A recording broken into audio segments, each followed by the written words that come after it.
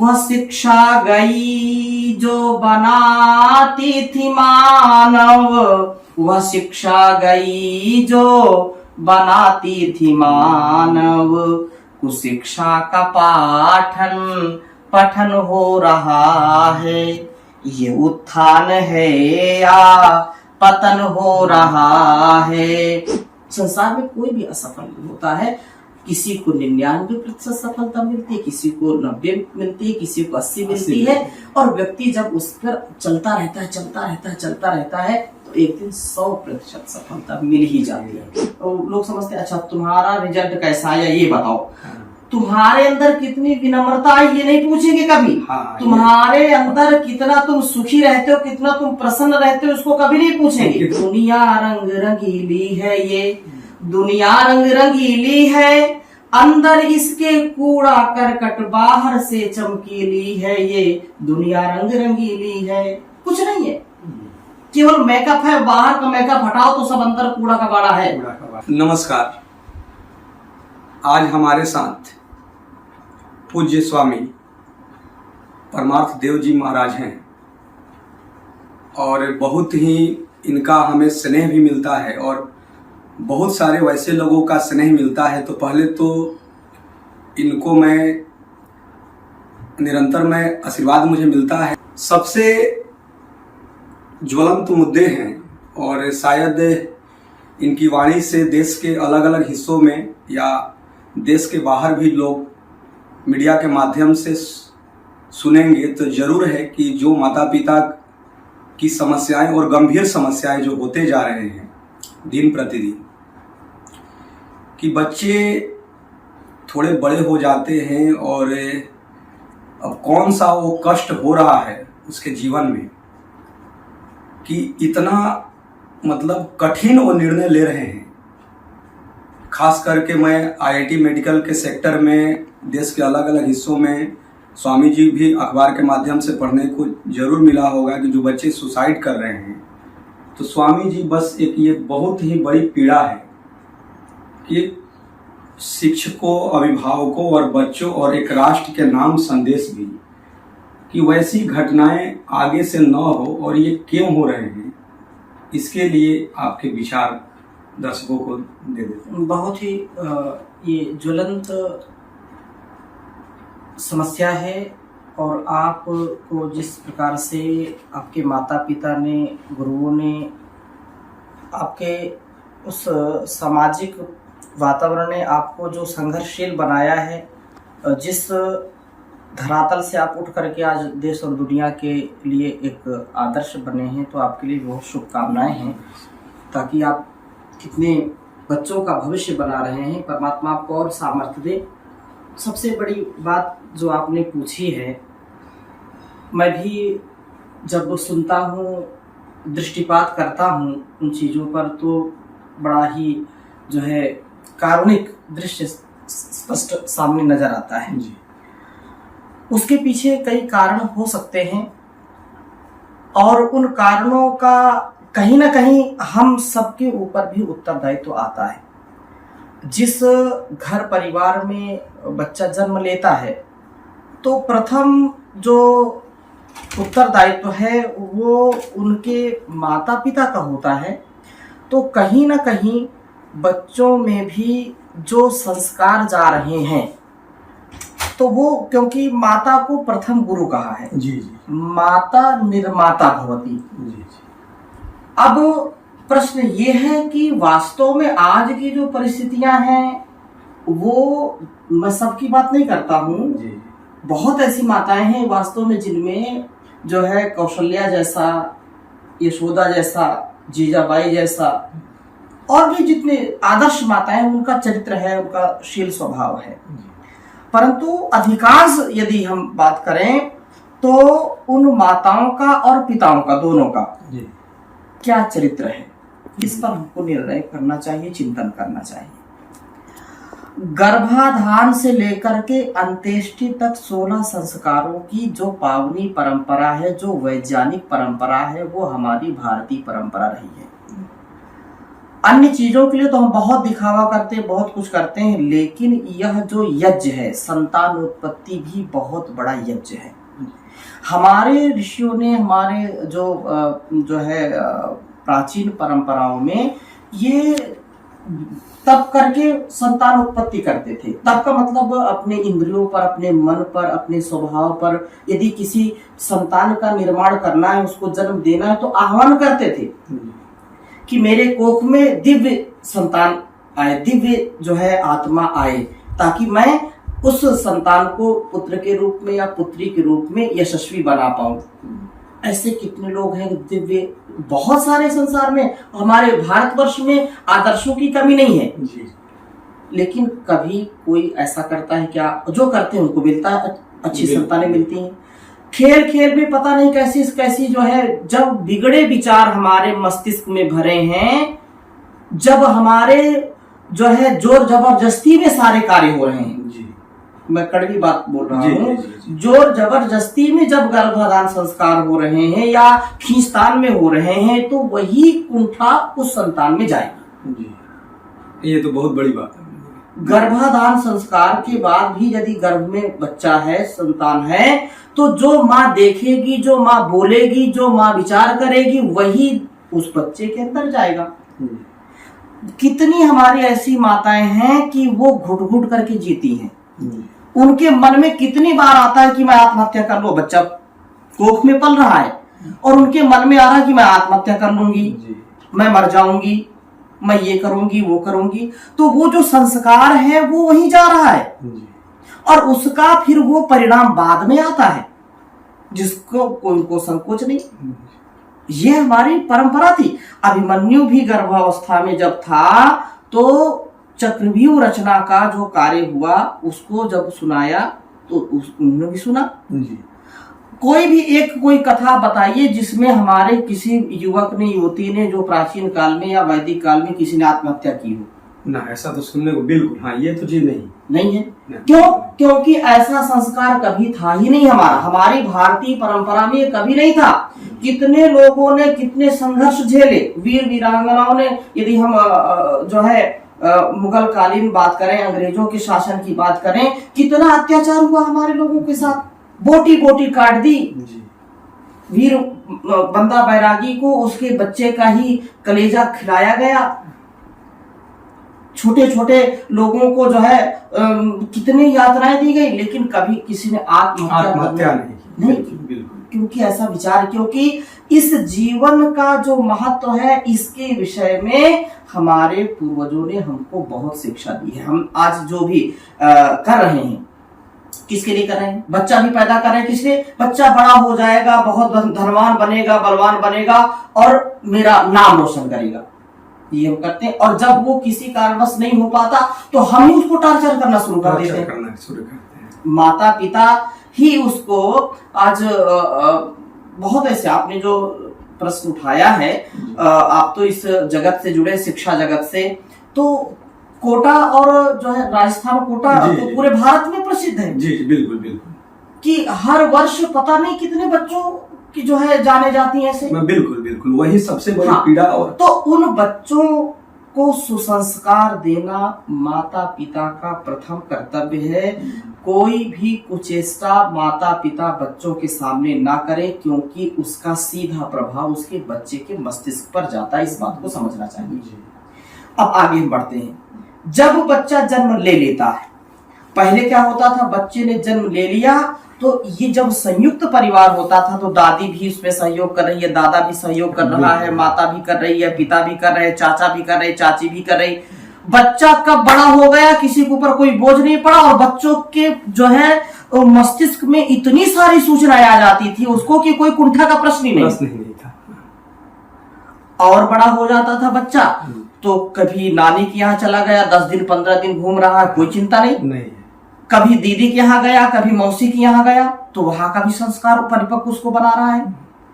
आज की क्या परिस्थिति है, माता भी बच्चे को जन्म दे दिया और उसको सौंप दिया आया को, ठीक है ना, जी, तो बिल्कुल 10,000 रुपए की नौकरी उसको दे दी और बिल्कुल, खुद बिल्कुल। 50,000 की नौकरी कर रही है, पिता कर रहे हैं 50,000 की नौकरी। बच्चे को सेवा कौन कर रहा है? बच्चे की सेवा कौन कर रहा है? उसका पालन पोषण, उसका संस्कार कौन कर रहा है? तो ये जो आज आर्थिक समय जो है, ये कहें कि जो धन के पीछे लोग भागे जा रहे हैं, ये कभी हमारी जो है संस्कृति में नहीं था। संतान का निर्माण करना, उसको महान बनाना, इस जहान को महान बनाना, उस इंसान को महान बनाना, ये सबसे बड़ा कार्य माना जाता था जी। और मध्यकाल में भी यदि संघर्ष की भी बात करें तो भी हमारी माताओं ने जो पालन पोषण बच्चों का किया, लेकिन अपनी छाती से लगा किया। खेत में है, डाल दिया वहीं पर, खुद काम कर रही है, बच्चों को भी पाल पोस रही, लेकिन कभी किसी को दिया नहीं कि तुम करो इसको, सेवा करने के लिए किसी दूसरे को नहीं, किसी को नहीं दिया, बिल्कुल नहीं। खाने को नहीं है। फिर भी माँ ने अपने संस्कारों से बच्चे को कभी अलग नहीं किया, उसको छाती से लगा के रखा, उसको धूप हो, गर्मी हो, बरसात हो, उसको संघर्ष में बनाया, इसलिए उस बच्चे में वो परिपक्वता थी। धीरे धीरे जब बच्चा बढ़ने लगता है, जब माता पिता का संस्कार उसको नहीं मिलता है, पड़ोसी का संस्कार उसको मिलेगा, उसको आया का संस्कार मिलेगा, उसको आजकल का जो मोबाइल है, उसको छोटा बच्चा अभी आंख खोला जैसे मोबाइल पकड़ा दिया उसको, वो अभी इतने, मैं कभी कभी मेरे सामने आ जाती चीजें, तो बच्चा है वो स्वप्न में भी मोबाइल चला रहा है। अब मोबाइल में क्या क्या है वो सब सारी, इसी बिंदु पर स्वामी जी, में जैसे आपने जो मोबाइल का जिक्र किया, तो मैं ये देखता हूँ, मतलब इसको कैसे पेरेंट्स प्राउड फील करते हैं। जैसे बच्चा अभी 1 साल का है, तो उसके पिताजी से यदि बातें होता है तो बोलते हैं कि मेरा बच्चा बहुत इंटेलिजेंट है। तो पूछा जाता है कैसे, तो उन लोग इसकी चर्चा इस संदर्भ में करते हैं कि बिना बताए हुए अपने मौसी को फोन लगा देता है, नानी के यहाँ फोन लगा देता है, बिना बताए हुए। ठीक, जब 10-15 साल हो जाते हैं, उसी पिताजी से हम लोग बात करते हैं कि 1 साल में वो इतना इंटेलिजेंट था, तो अब 15 साल के बाद उसकी स्थिति क्या है? क्योंकि जब 1 साल में इतना विद्वान था, तो क्या है उसकी स्कूल में पोजीशन क्या है? बिल्कुल, पिताजी साइलेंट हो जाते हैं। मतलब उन्होंने कोई बताया नहीं है, खुद से मोबाइल, पहले तो आपने आंख को दिक्कत दिया, दूसरी चीजें यदि उतना ही वो ब्रिलियंट था, तो क्या आईटी फील्ड, सीएस फील्ड या किसी भी फील्ड में, क्योंकि जब हर गांव से लेकर शहर के हर पेरेंट्स कह रहे हैं, हम लोग अपने दौर या उससे पहले के दौर की बात करें, तो इतना तो नहीं कोई कहता था कि 1 साल 2 साल में इतना विद्वान है, कुछ टेक्नोलॉजी को इतना मतलब बिना बताए ये कर लेता है। तो पहली तो इन लोग का मैं जो मतलब मानसिक ये चीजें, मैं ऐसा नहीं कह रहा हूं कि उसमें से, लेकिन जो 1 साल में यदि वो बच्चा कहीं कॉल लगा दिया, तो आप यह कह रहे हैं कि बहुत इंटेलिजेंट है। जब 5 साल 7 साल का हुआ, तो स्कूल का परफॉर्मेंस, इसका मतलब ओवरऑल सबके घर के वैसे ही बच्चे हैं। तो आज भी हम लोग अपने देश को, हमारे देश से हमें बहुत प्यार है, और हर जन्म में हो कि मेरा भारत में ही जन्म हो, लेकिन वैसे समूह टेक्नोलॉजी को आए हुए एक लंबा दौर हो गया, तब तो अभी तक विकासशील हम लोग सुन रहे हैं। वही बच्चे तो इसको विकसित बनाएंगे, तो वो कहां, चाहे रिसर्च फील्ड में आप देखिए कहां वो बच्चे हैं। तो ऐसा पेरेंट्स एक क्लास में ही अपने बच्चे को, मतलब वर्ल्ड का एक तरह से, यदि वो कह रहे 1 साल में गजब खुद से फोन कॉल लगाना उनके अनुसार विद्वता है, तो आगे वो बच्चे बहुत टॉप तक क्यों नहीं कर पा रहे उसमें मैक्सिमम बच्चे? तो ऐसा पेरेंट्स क्यों सोच रहे हैं? मतलब डायरेक्ट बात कीजिए तो एक दूसरी बिंदु, एक साथ मैं चाहूंगा कि दोनों का उत्तर, जैसे हम लोग जैसे गवर्नमेंट, प्राइवेट या किसी सेक्टर के शिक्षक हो, तो हम लोगों का क्या दायित्व होना चाहिए? एक, जैसे मैं तो अपने को अपने सब्जेक्ट का टीचर तो नहीं बोलता हूं, एक लर्नर और स्टूडेंट्स ही बोलता हूं, लेकिन मतलब एक शिक्षक समूह के लिए, कि मैं यह नहीं कहता हूं कि वैसी घटनाएं हो रहा है तो माता पिता या बच्चे या जो रीजन है आपने जितना बेहतर तरीके से दिया, लेकिन ये प्रोफेशनल कोचिंग इंडस्ट्री या स्कूल जिस टाइप की ये दुनिया है, तो मैं यह समझ रहा हूं कि पैसे का लेन देन ठीक है, किसी भी चलाने के लिए पैसे की जरूरत होती है, लेकिन गुरुकुल परंपरा जो था कि नहीं भाई, वो बच्चा जो है मेरा अपना है, मेरे अपने घर का है। तो मैं जितना समझ पाता हूं कि बच्चों को हाल चाल तक कोई नहीं ले रहा है, पैसा फुल जमा कर दिया, 1.5 लाख 2 लाख 3 लाख जितने भी फी हैं, तो क्या आपसी शिक्षकों का कॉम्बिनेशन रहे, एक भाईचारा रहे, एक फ्रेंडशिप रहे, तो कुछ हद तक जो बच्चे अपने पेरेंट्स से दूर किसी शहर में 1.5 साल 2 साल तक रहते हैं, तो क्या उन शिक्षकों का दायित्व तो नहीं बनता है? क्या अपने दायित्व को जीरो समझ रहे हैं? और जब ऐसी घटनाएं हो रहे हैं तो माता पिता और उस बच्चा का मतलब, लेकिन टीचर और वो जितना भी सर्कमस्टांसेस जो बन रहा है, जो वहां पर जो भी माहौल बन रहे हैं, तो वो पूरे भारत के लिए, मैं जूनियर सेक्शन से लेकर सीनियर सेक्शन तक, कि शिक्षकों को किस टाइप से अपना दायित्व निभाना चाहिए, उस पर भी आप वही मैं चर्चा कर रहा हूँ जी कि प्रथम गुरु तो माता हो गई जी जी, गर्भ से लेकर के 9 माह 10 माह गर्भ की वो गुरु है, फिर 5 वर्ष तक उसकी प्रथम गुरु माँ है जी, फिर द्वितीय गुरु 5 से लेकर के 8 तक उसका पिता गुरु कहा गया है। उसके बाद हमारी जो परंपरा थी, 8 वर्ष के बाद सबको अनिवार्य रूप से गुरुकुल की शिक्षा देनी ही पड़ती थी। ये हमारी भारतीय परंपरा थी। और 8 वर्ष से लेकर के अब जो तृतीय गुरु जिसकी आप चर्चा कर रहे हैं, उसका सबसे बड़ा उत्तरदायित्व होता था। और वो 8 वर्ष से लेकर के बच्चे को 25 वर्ष तक उसको पाल पोस करके उसको इतना विद्वान, इतना बलवान, इतना बुद्धिमान बना देता था कि जीवन की हर संघर्ष की परिस्थितियों में भी वो विजयी हो जाता था। वो 9 माह, एक जन्म माँ की कोख से होता था, दूसरा जन्म विद्या की कोख से होता था, गुरु की कोख से होता था। ये हमारी भारतीय परंपरा थी। आज जो आप बोल रहे हैं, पहले की जो विद्या शिक्षा थी वो त्याग से युक्त थी।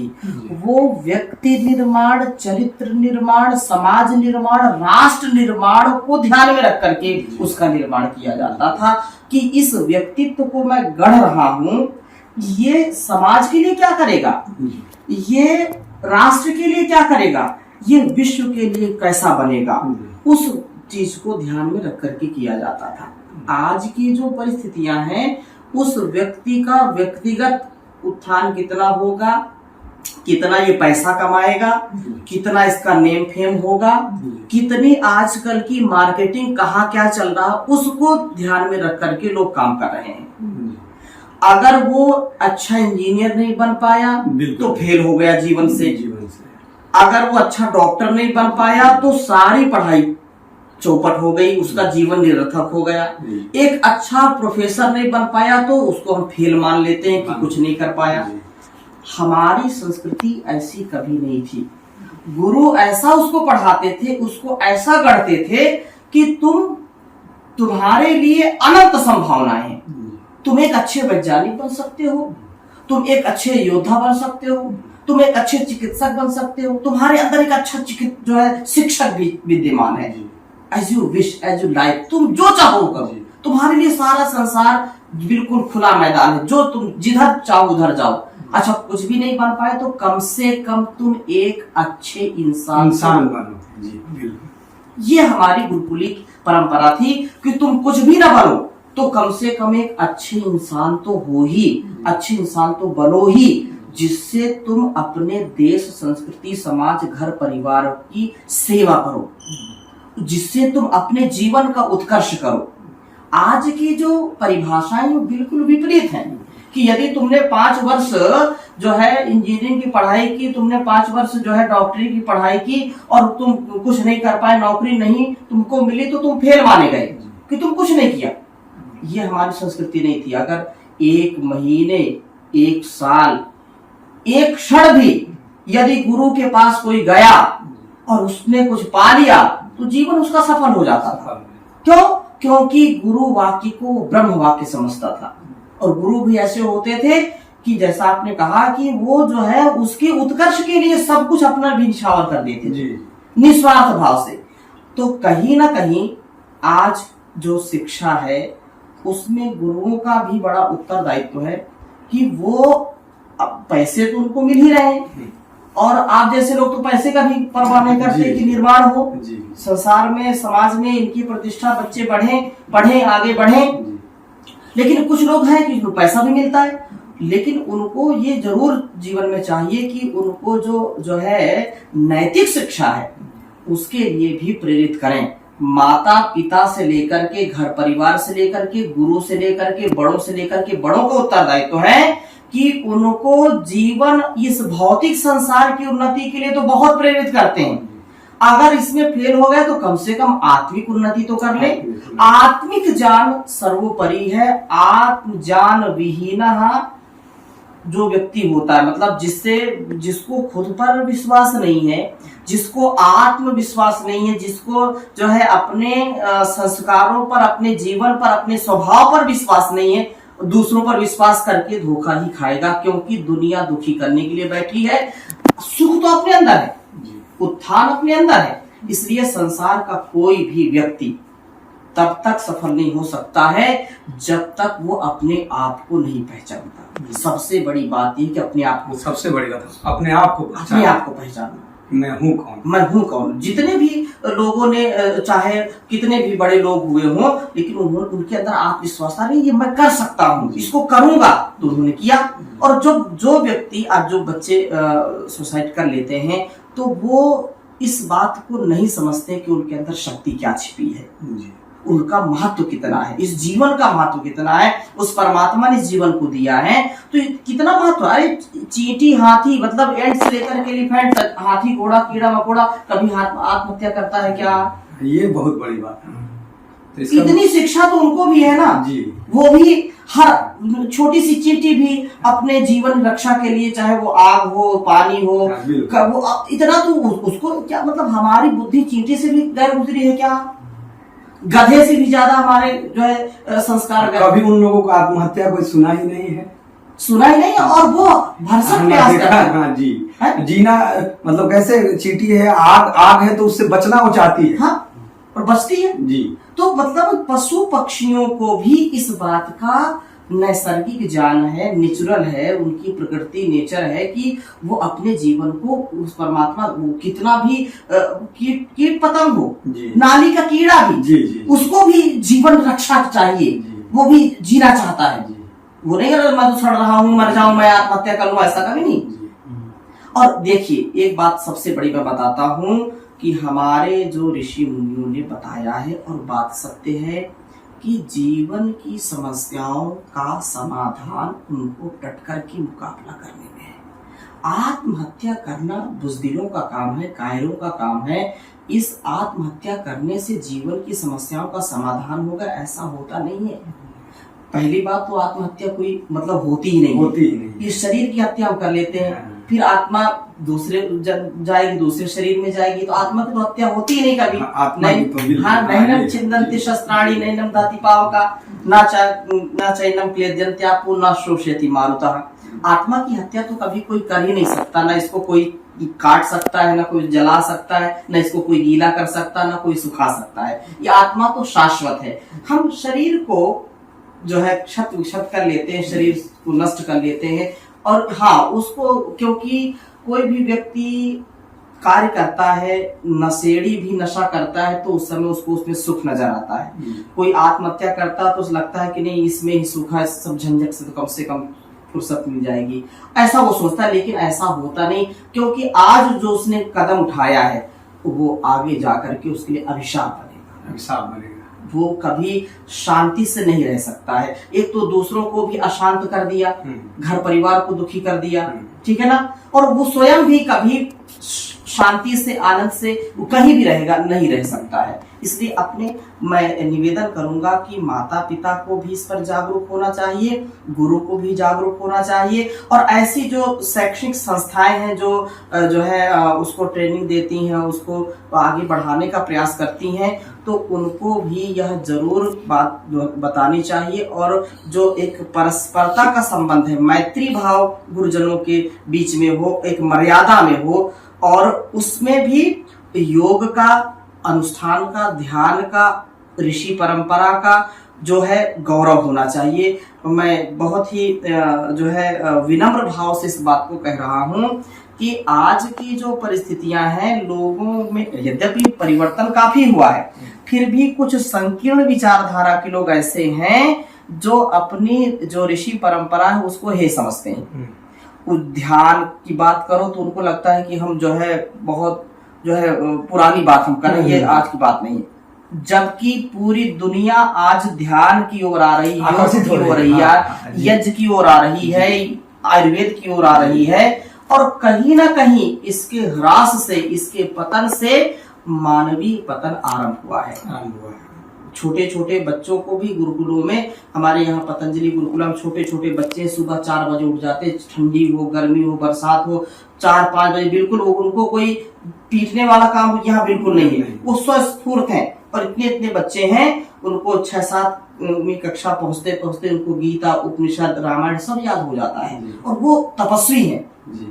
तो अब क्या है, शहरों की स्थिति यह है कि माता पिता भी 10 बजे तक सो रहे हैं, 8 बजे तक सो रहे हैं, और बच्चे भी सो रहे हैं। बच्चे कैसे जो है फिर निर्माण उनका होगा? तो माता पिता को भी इसमें विचार करना चाहिए, बड़ों को विचार करना चाहिए, गुरुजनों को विचार करना चाहिए, और उनको अच्छा संस्कार देने का प्रयास करना चाहिए। उनको ये कहना है कि तुम व्यक्तित्व निर्माण करो। अच्छा, क्या है कि लोग समझते हैं अच्छा तुम्हारा रिजल्ट कैसा आया ये बताओ, तुम्हारे अंदर कितनी विनम्रता है ये नहीं पूछेंगे कभी।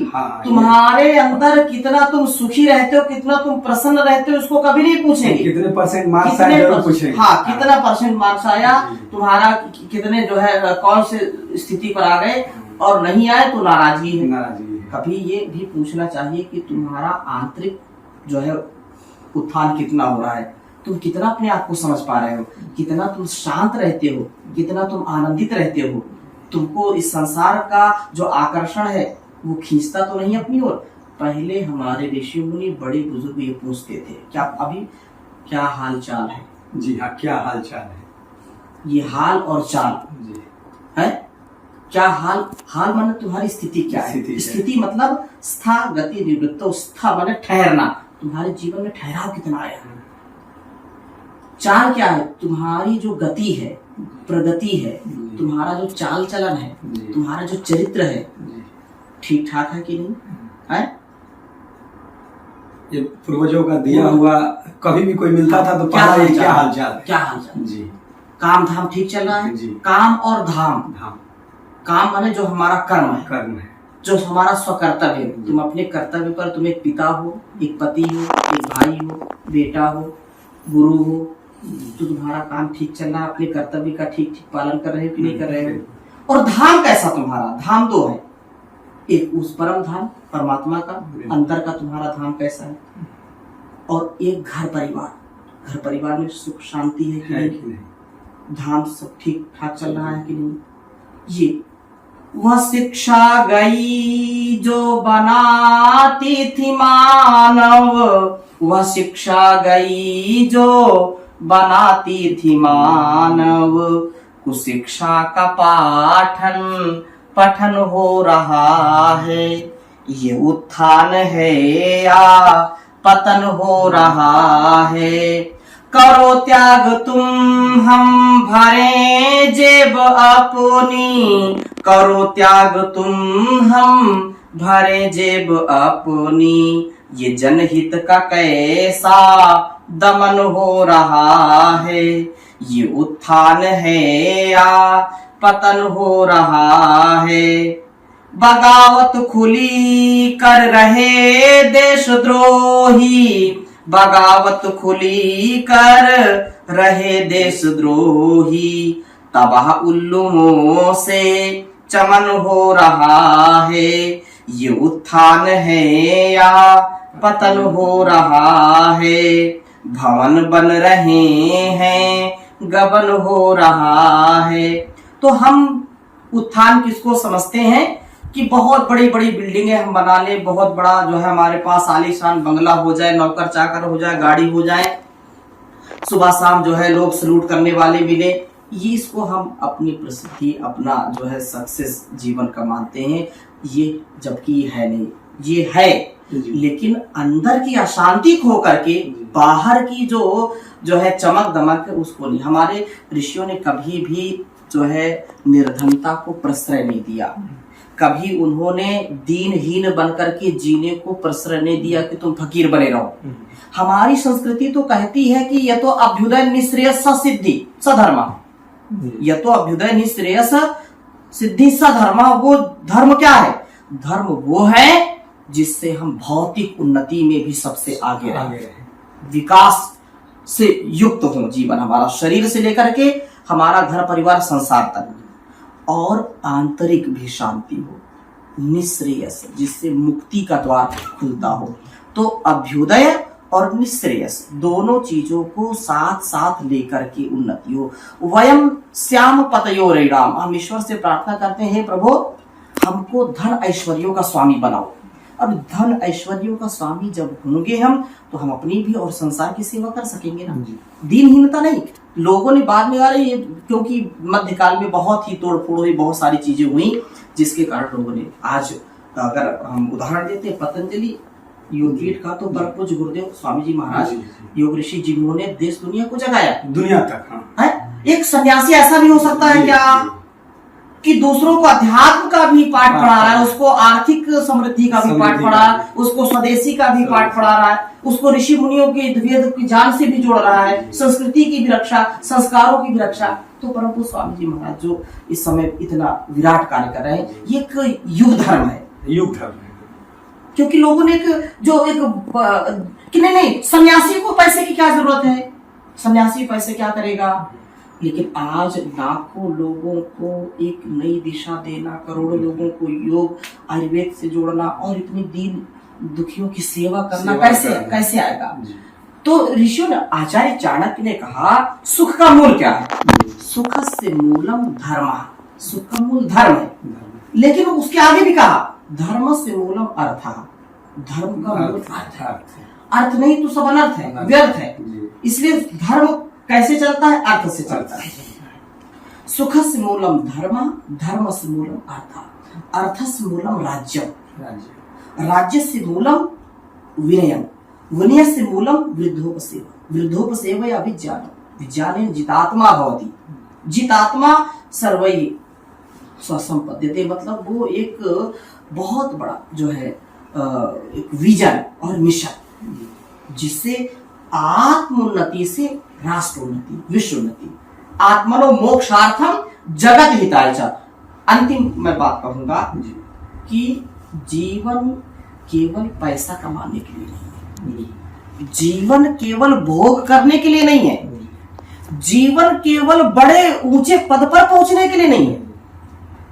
दो चीजें हमारे ऋषियों ने कही हैं, इसको यदि समझ लेंगे तो सारी बातें इसी में समाहित है। आत्मनो मोक्षार्थम जगत हिताय च, दो चीजें हैं, चारों वेदों का, षड्दर्शनों का, उपनिषदों का, सारे शास्त्रों का सार क्या है? सार ये है, आत्मोन्नति करो। आत्मोन्नति के लिए, आत्म कल्याण के लिए तुमको जीवन मिला है, पहला। दूसरा, जगत हिताय च, संसार की सेवा करो। तुम एक जो है एक इकाई बन करके भी तुम संसार की सेवा कर सकते हो, जो कुछ तुम्हारे पास है। तुम कल्पना तो करो, तुम्हारी जो सामर्थ्य है, तुमको बुद्धि अच्छी मिली है, तुमको शरीर अच्छा मिला है, हाथ पैर चल रहे हैं, ऐसे कितने लोग हैं कि देख नहीं पाते संसार में, ऐसे कितने लोग सुन नहीं पाते, ऐसे कितने लोग बोल नहीं पाते, जुबान नहीं चलती, ऐसे कितने लोग चल नहीं पाते पैरों से, हाथों से कर्म अपना नहीं कर पाते। अरे तुमको ईश्वर ने, माता पिता गुरु ने इतना तो दे दिया है, तो इससे तुम संसार को बदल सकते हो। ये आत्महत्या करना या दीनहीन स्थिति में जाना, ये बहुत तुच्छ विचार है। ये एक मतलब मैंने उदाहरण दिए, कीट पतंगों से भी जो है पतित होने का कार्य है। तो हम सदा दो बातों पर ध्यान रखें कि मैं कुछ भी हूँ, अरे कुछ तो करूंगा जी, कुछ तो करूंगा ना। उस असफलता के बाद हो सकता है कि ईश्वर चाह रहे हो कि तुम उससे भी अधिक बड़े कर सको। देखो क्या है कि असफलता को लोग ऐसा आंक लेते हैं, वो कभी ऐसा नहीं होना चाहिए। जैसे 100% कार्य हो गया तो सफल मान लिया हमने जी। अगर 99% है तो असफल मान लिया। ये कैसे भाई, ये तो गति है ना। अगर 99% तो सफल हुए ना, 0 से तो 99 तक आप पहुंचे। हाँ। जी जी। एक कदम हम दिल्ली जाना है, हरिद्वार से हम दिल्ली तक नहीं पहुंचे, मेरठ तक पहुंच गए, गाड़ी हमारी बिगड़ गई तो हम उसको असफल मान ले, हम दिल्ली पहुंचे ही नहीं। अरे तो कुछ तो दूर आ गए, अब गाड़ी बनवाओ फिर आगे बढ़ो। यदि हमने जो है रास्ता नापा है तो कुछ दूरी तो हमने तय कर ली, इतने तो सफल हो गए, आगे और सफलता मिलेगी। संसार में कोई भी असफल नहीं होता है। किसी को 99% सफलता मिलती है, किसी को 90 मिलती है, किसी को 80 मिलती है। और व्यक्ति जब उस पर चलता रहता है तो एक दिन 100% सफलता मिल ही जाती है। किसी के काम जो आए उसे इंसान कहते हैं, उसे इंसान कहते हैं। पराया दर्द अपनाए उसे इंसान कहते हैं, उसे इंसान कहते हैं। ये दुनिया एक उलझन है, कहीं धोखा कहीं ठोकर। जो गिर कर के संभल जाए उसे इंसान कहते हैं, उसे इंसान कहते हैं। कभी सुख है कभी दुख है, इसी का नाम जीवन है। जो दुख में भी न घबराए उसे इंसान कहते हैं, उसे इंसान कहते हैं। अगर गलती रुलाती है तो यह राह भी दिखाती है। बसर गलती का पुतला है, ये अक्सर हो ही जाती है। जो गलती करके पछताए उसे इंसान कहते हैं, उसे इंसान कहते हैं। अकेले ही जो खा कर सदा गुजरान करते हैं, यूं भरने को तो दुनिया में पशु भी पेट भरते हैं। पथिक जो बांट कर खाए उसे इंसान कहते हैं, उसे इंसान कहते हैं। किसी के काम जो आए उसे इंसान कहते हैं। पराया दर्द अपनाए उसे इंसान कहते हैं, उसे इंसान कहते हैं। दोस्तों, स्वामी जी ने यदि इस इंटरव्यू को कंप्लीट, यदि इसका पूरी तरह से इसको गहन अध्ययन किया जाए तो उन अभिभावकों, उन बच्चों, शिक्षकों या कह सकते हैं कि सभी मानव के लिए एक ऐसा संदेश है कि जीवन का मोल क्या है। जब भी मैं कभी भी, जो मेरे पास जितने भी अल्प ज्ञान हैं, क्योंकि मैं हमेशा संतों का आशीर्वाद लेने का मैं प्रयास करता हूं और अपने बच्चों को भी मैं राय देता हूं, और मैं हमेशा जरूर यह कहता हूं कि यदि हम अपने दुख से परेशान हैं तो हमें यह देखना चाहिए कि कहीं पर रेलवे स्टेशन, बस स्टैंड में कहीं पर भिखारी भीख मांगते हैं या कहीं पर जिनके हाथ पैर नहीं हैं, वह भी ईश्वर की शुक्रिया अदा करते हैं और वह मतलब यह खुश है कि मुझे यह जीवन मिला है। तो कम से कम यह तो कंपेयर, जो स्वामी जी ने अपने बातों में ऐसी ऐसी बातें रख दिया है कि इतना तो समझना चाहिए कि उनसे कहीं ना कहीं आप कितने सुखी हैं। तो स्वामी जी ने उसमें एक बहुत बड़ी बात रखी कि आप इतने लोगों को दुखी कर रहे हैं कि जो आप ऐसी घटनाएं कर रहे हैं वह एक अभिशाप है, और आपको लग रहा है कि वैसी घटना करके अपने जीवन को खत्म करके हम सुखी हैं, तो आप समझिए कि आप सोच रहे हैं कि नए जन्म में हम और खुश हो जाएंगे। ये आपका हमेशा समस्या से आप घिरे रहेंगे। तो जो खूबसूरत जीवन मिला है, स्वामी जी ने जो संदेश दिया, यह मतलब कि स्वामी जी आपने समय दिया, और जो मतलब ये बहुत बड़ी पीड़ा थी, और देश के तमाम लोग शायद मतलब अभी तक जैसे घटनाएं हो रही हैं, तो अभी तक इसका रियल कोई भी इंटरव्यू आया ही नहीं। मतलब यदि पूरे यूट्यूब, पूरे मीडिया को खंगाला जाए तो वहां पर अपने अलग अलग तरीके से छोटे छोटे शब्दों में बच्चा दोषी, इधर दोषी, लेकिन जो एक मानव का मतलब कि क्या दायित्व होता है और क्या जो विश्व कल्याण हो सकता है, या अपने लिए ह्यूमन क्या क्या वो कर सकते हैं, जो आपने उस बातों को रखा है, इसके लिए मैं आभार व्यक्त करता हूं आपको। और आप सभी दर्शकों को मेरे तरफ से प्रणाम है। और ऐसे ही कोई भी वैसी समस्या रहता है जो कि मतलब रियल में पूरे विश्व के लिए ये बहुत बड़ी समस्या रहा है, खास करके भारत के एक ऐसे शिक्षित जगह पर जिसके लिए स्वामी जी ने हम लोगों को समय दिया, और शायद आगे से स्वामी जी, जितना मैं सुना हूं, आगे से यह संदेश जो है माता पिता, उन अभिभावकों, उन शिक्षकों के लिए एक प्रेरणा होगा। और आगे से जहां तक हमें लग रहा है कि आपका जो है ये संदेश उस घटना में कमी ही नहीं लाएगा। मुझे इतना एहसास हो रहा है कि ऐसी घटनाएं आगे नहीं होंगी। इतना मेरी मतलब ऐसे संदेश आपने दिया है कि यदि वो लोग सुने और समझें तो उनको जीवन का मोल जरूर समझ में आएगा। बस एक लास्ट में अंतिम में बस 1 मिनट आपका समय लूंगा कि जितने भी मानव हैं, जिसमें हम लोग ऐसे तो उस पर बहुत सारी बातें रख दिए हैं, लेकिन अंतिम में जैसे बच्चों पर ही ये टॉपिक था क्योंकि ज्वलंत मुद्दा भी है, तो मानव के लिए जैसे मानव हम लोग आए हैं, क्योंकि एक छोटी सी शब्द मैं आपको रखना चाहता हूं, पुरानी बातें अभी याद आ गया।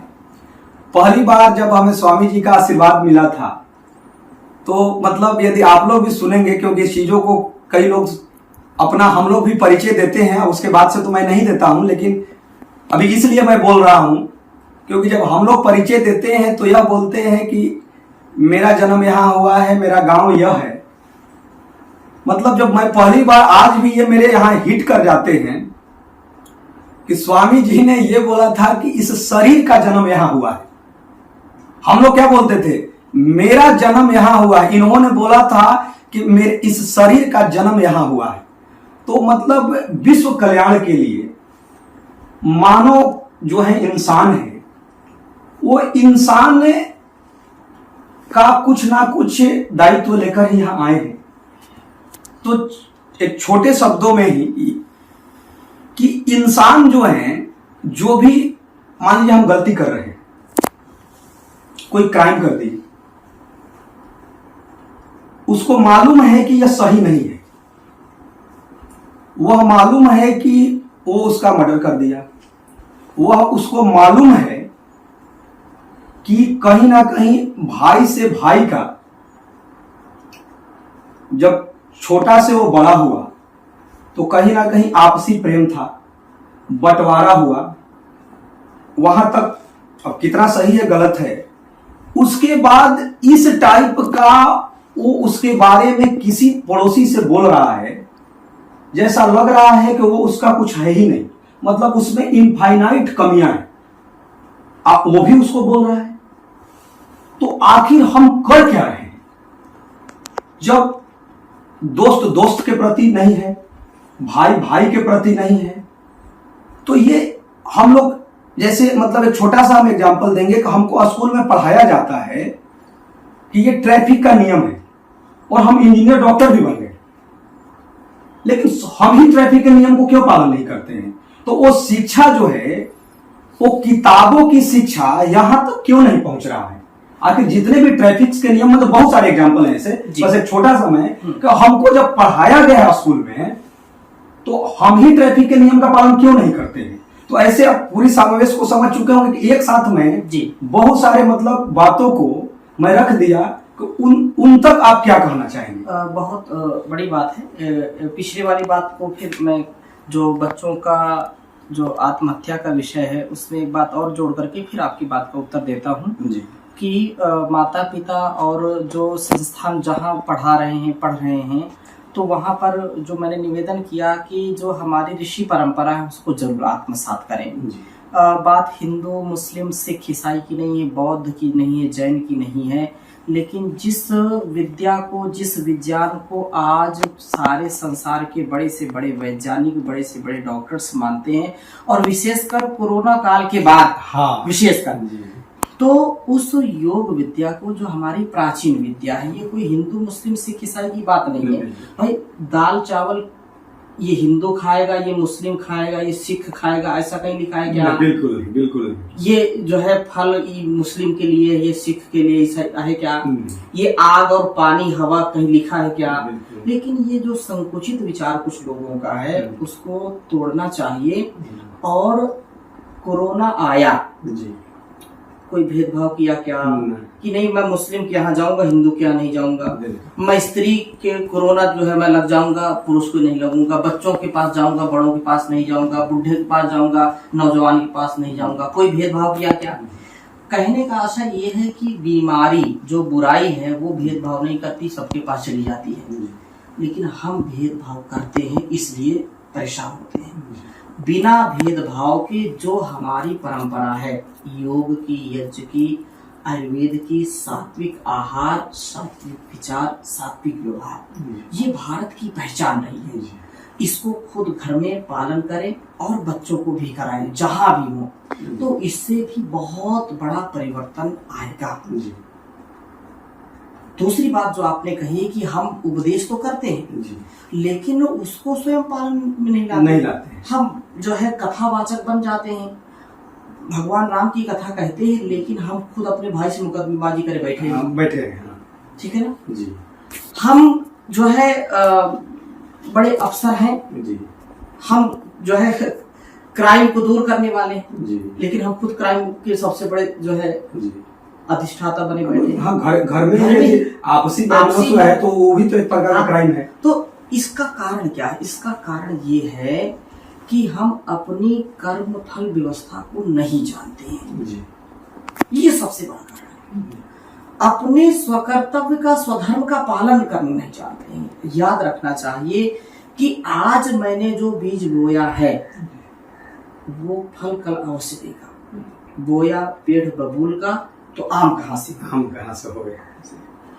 अगर मैं अपने भाई के साथ गलत व्यवहार करूंगा तो कल मेरे साथ भी होगा। मैं अपने परिवार के साथ गलत करूंगा तो कल मेरे साथ भी है। आज मैं अपने माता पिता को दुख दे रहा हूं तो कल मेरी संतान मुझको दुख देगी।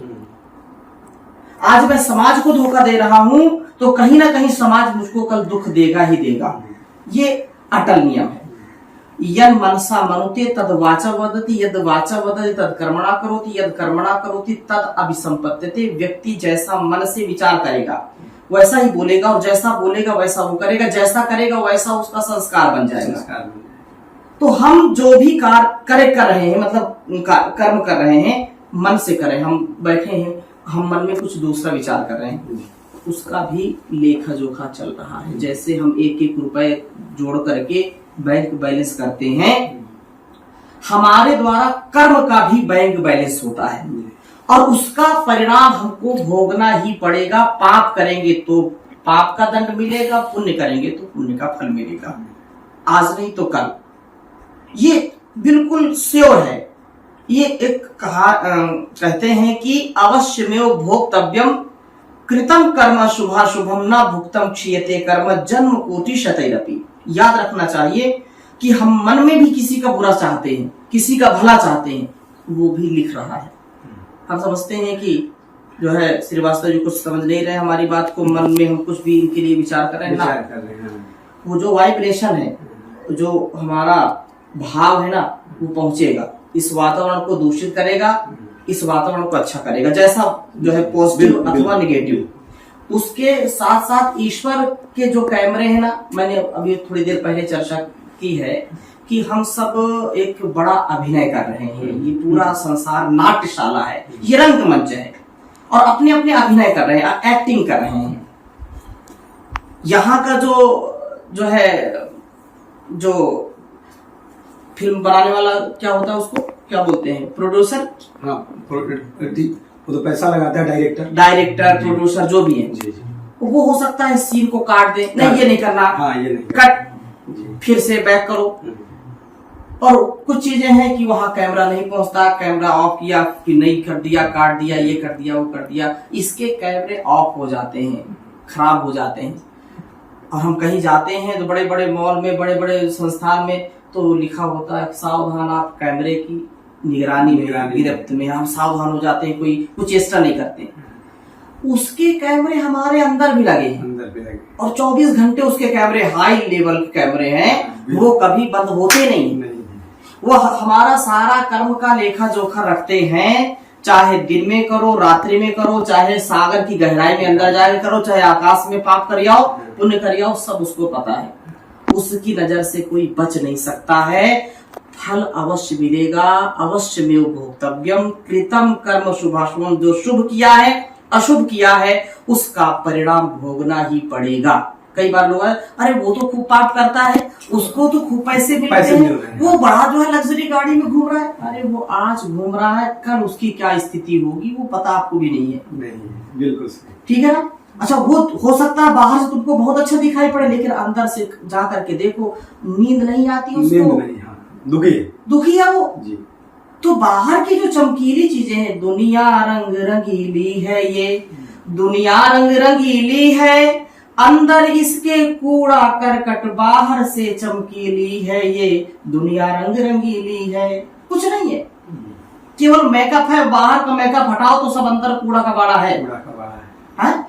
तो इसलिए हमको बाहर के इस चकाचौंध से बच करके आंतरिक शुद्धता के लिए, हम किसी को यदि कष्ट देंगे, किसी के प्रति यदि मन में द्वेष है, तो याद रखना हम कभी शांत नहीं रह सकते, हम कभी प्रसन्न नहीं रह सकते।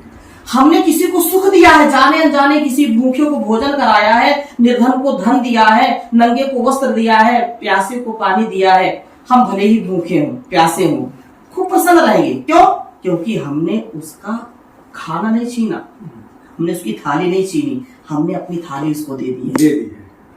वो प्रसन्न है तो उसका जो वाइब्रेशन है, उसका जो भाव है, वो हमारे साथ जुड़ जाता है। उसको बाद में सुख मिलेगा, हमको पहले सुख मिल जाता है। ईश्वर की ये कृपा है, ईश्वर का ये विधान है कि यदि तुम त्याग पूर्वक जीवन को जियोगे तो तुम सदा सुखी रहोगे। धन से, दौलत से व्यक्ति के व्यक्तित्व का कभी जो है निर्णय नहीं करना चाहिए। उसके भाव का, उसके कर्म का, उसके स्वभाव का, उसके चरित्र का, उसके व्यक्तित्व का जो है निर्णय करना चाहिए, उसको देख करके।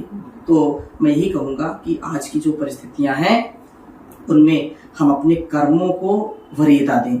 हम जैसा कर्म कर रहे हैं वो सही है कि गलत है, भाई का कैसा कर्म होना चाहिए, पिता का कैसा कर्म होना चाहिए, माता का कैसा कर्म होना चाहिए, एक गुरु का कैसा कर्म होना चाहिए, अपने अपने उत्तरदायित्व का निर्वहन हम करना शुरू कर दें तो ये सारी चीजें अपने आप ठीक हो जाएंगी। और यूं तो फिर धर्म का साथ देना, अब हो सकता है भाई अधर्मी हो, हाँ, तब क्या करेंगे आप जी?